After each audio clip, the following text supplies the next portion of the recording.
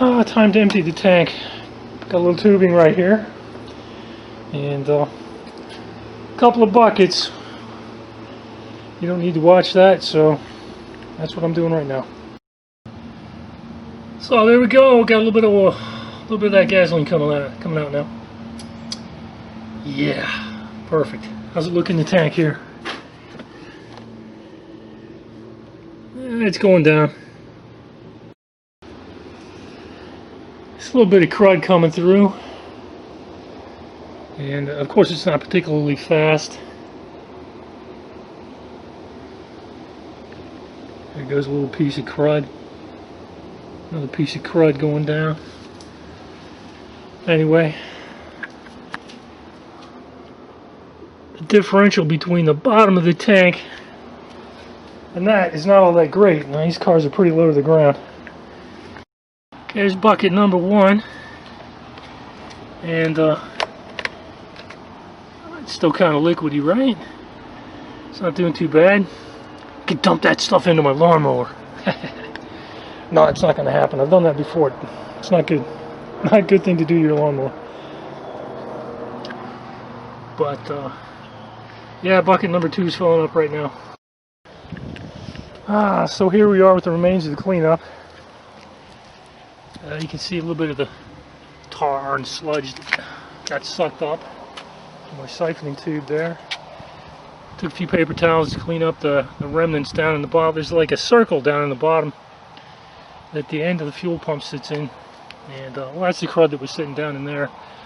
This is some of the crud that was sitting in the rest of the tank. It wasn't too bad. And believe it or not, I had that much excess fuel in there. That's got to be, that's probably 3 gallons of fuel. But anyway, I'll take this over to my city's hazardous waste at some point in time. This container is going to be it for now. Let's go back, take a look at the car. Of course, the fuel pump's sitting here ready to go.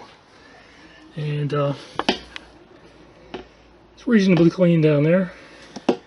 And it's not totally empty, but there's a tiny bit of old shit left over right there. Yeah, you can't really see it.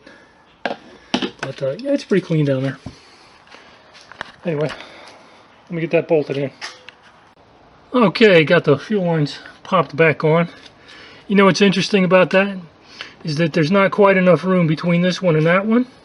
And if you put the wrong one on first, you can't get the other one on. So I put this one on first thinking I could just slide that one on, and it didn't work. So I had to pull this one back off. What a pain. Anyway, I think I need to pop on some electricals. Alright, electricals are in. I got the plate in place. I do not have any of that screwed in. So the next thing I got to do is come up to this section here. And I got to get the pressure regulator popped back in. Okay. That's bolted back in. Nah, you're not really going to be able to see it, but anyway. Yeah, that was a pain. I kept dropping the friggin' nut. Or bolt, sorry. I'm just a little bit too shaky. My hands don't fit in the crack. There's no light. I mean, you name it. There's a reason why that was a pain. But, yeah, I got it figured out. I put a little teeny piece of rubberized glue. Just a small blob. On the end of the Torx bit. Just enough to hold the bolt in place. Got it started, cleaned it up, put it in. So anyway, I've got to hook up the battery charger and whatnot, and I think I'm about ready to try cranking it. So it appears the fuel injectors have decided to participate in the problems. So here, let's give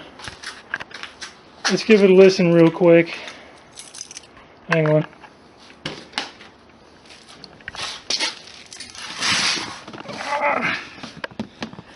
Cram my butt in here. Alright, let's go back here to the pump. Alright, let's hear the pump flip on real quick.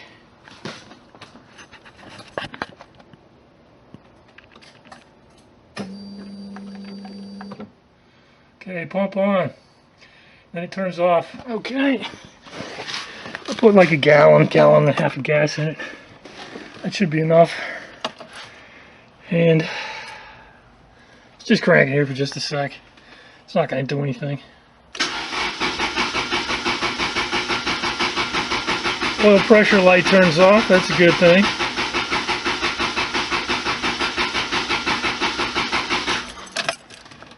But yeah, those injectors are not doing anything.